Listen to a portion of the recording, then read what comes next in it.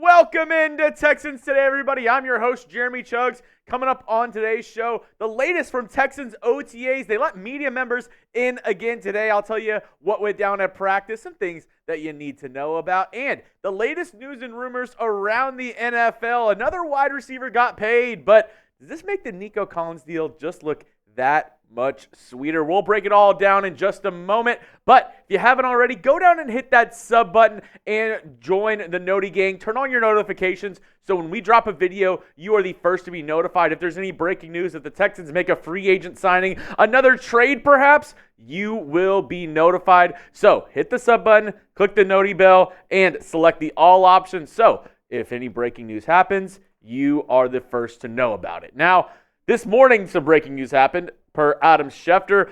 Miami and wide receiver Jaylen Waddle reached an agreement today on a 3-year, $84.75 million contract extension that includes $76 million guaranteed per sources. Makes Waddle one of the league's top 5 highest paid receivers. And I mean, $76 million guaranteed.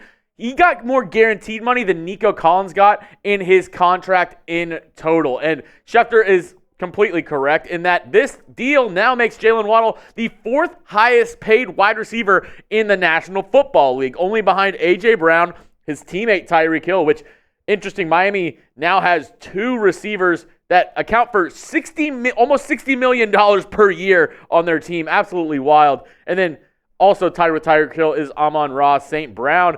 And you see there, Nico Collins down there at 8. I told you he was going to slide out of the top 10 by the end of this year. I told you that this contract was going to look even better and better. And the fact that Jaylen Waddle just got that massive deal, more money than what Nico Collins got, it made me think, is Jaylen Waddle better than Nico Collins? I mean, his, first 2 seasons, yes, you could say Jaylen Waddle was better than Nico Collins, but last year, looking at the numbers, Nico Collins looks better than Jaylen Waddle. 15 games played to 14 games played, 80 receptions, for almost 1,300 yards. That's almost 300 yards more than Jaylen Waddle on only 8 more receptions, double the touchdowns, and the average yards per catch, 16.2 for Nico Collins, 14.1 for Jaylen Waddle, which is surprising because our Dolphins host Nick Roloff told me Jaylen Waddle's definitely better. If you look at the tape, Jaylen Waddle's definitely better. He's a downfield threat.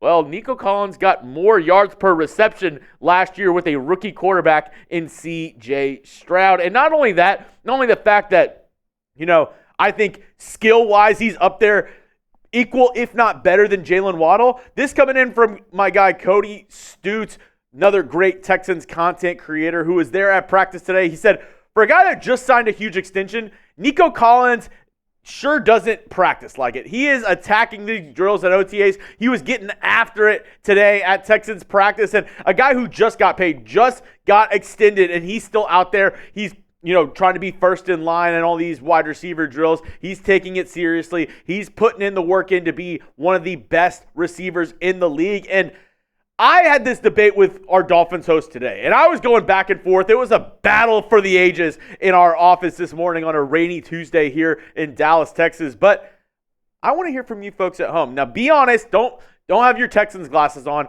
but really look at these 2 guys and try not to be biased about it. Who do you think is going to have a better year this year? Do you think it's Nico Collins type NC, or do you think it's Jaylen Waddle type JW? I'm interested to see what you have to say down in the comments section. For me, I mean, even, biased, not biased, I think Nico Collins is going to be a better receiver than Jaylen Waddle will be this year, even with the addition of Stefon Diggs, even with Tank Dell being healthy this season. I think Nico Collins is going to show why the Texans made one of the best moves of the offseason, and not a lot of people really cared about it. Yes, there was the initial hype yesterday when Nico Collins signed, but, I mean, really around the NFL, it didn't send a ton of shockwaves, but I think this might be one of the smartest moves that Nick Caserio has made the entire offseason. Now, getting into more OTA news and notes here, not at practice today, your bookend tackles, Laramie Tunsil, Titus Howard, left and right tackle, both not at practice, both still dealing with knee injuries. Laramie Tunsil had that minor knee scope, and then Titus Howard obviously got hurt at the end of last season. So both of those guys not at practice today. An offensive lineman that was at practice, though, Shaq Mason. He was at OTAs today, coming off that extension he got.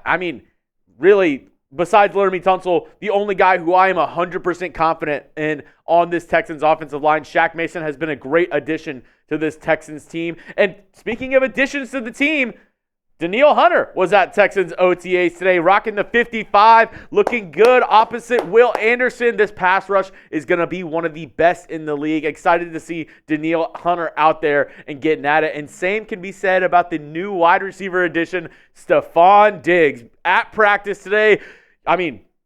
Obviously, OTA 7-on-7. He's doing routes on air, routes against DBs with no pass rush, but the route running is crisp. When people say he's one of the best route runners in the entire NFL, he was going up against Jalen Petrie in his 7-on-7 drill, and he shook him out of his shoes. He is an absolute demon when it comes to those, ends of routes, cutting on a quick corner. Stefon Diggs, one of the best entire, route runners in the NFL. And rocking the new jersey number as well, rocking the number 1. If you're pumped to go see Stefon Diggs in a Texans jersey this season, if you're pumped just to see him rocking that red and blue this year, type your ones down in the comments section, because I am so excited to finally see Stefon Diggs in a Texans jersey. There's been all the hoopla here or there, gets traded, it cuts off the back end of his contract, it's a 1-year rental, then he's not at OTAs at the beginning of the year. Through all that, I am so pumped to finally see Stefon Diggs with this team and see this offense finally starting to take shape all together and see how dangerous this offense can be going into next season. And speaking of Diggs, there's actually a very interesting quote from the Bills GM that I want to get to in just a moment. But before we break that down, if you have any Texans fans, friends, family members in your life, you're like, I don't know what to get them. These gift boxes are a perfect idea. Go to chatsports.com/Texans gift. They have a bunch of different boxes that you can choose from. Hey, if you have a friend or family member that's a big Texans fan that's about to have a kid, this kids box is a great idea. It comes with a little onesie, you get a little stuffed animal, a little Texans bib, the whole 9 yards for your little Texans fans out there. They also have, this one for your car. It comes with a keychain, comes with a lot of stuff. And then, this one for your yard as well. They have a ton of options. Great deals. These boxes are already discounted with all the stuff that's inside, and then there's an extra discount on top of that. So if you want to go check them all out today, the link is in the comment section and description of today's video. One more time, it's chatsports.com/Texans gift. Go get your Texans gift today. Now, this is what the Bills GM, Brandon Beane, had to say on the Stefon Diggs trade. A player of his caliber, you weigh a lot of things in those situations, but ultimately, we just talked about the cap.